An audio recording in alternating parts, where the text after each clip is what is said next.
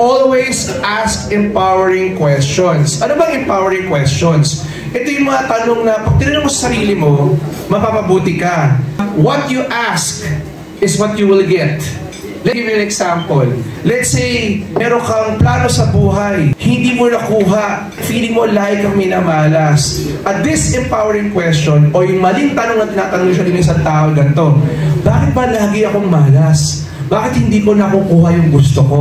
Pag yun ang tanong mo, yun ang sasagot sa'yo. Pero pag ang tanong mo, okay, anong dapat kong gawin para maabot ko yung goal ko? Pag yun ang tanong mo, makukuha mo yung mga sagot na kailangan mo. The questions you ask will mold your life. It will shape your life. So learn how to ask the right questions. Tingnan niyo yung tao sa tabi niyo, sabihin sa kanya, masaya akong kasama ka. Masaya akong kasama ka. O sagutin mo siya, sabihin mo sa kanya, huwag kang ganyan, kinikilig ako.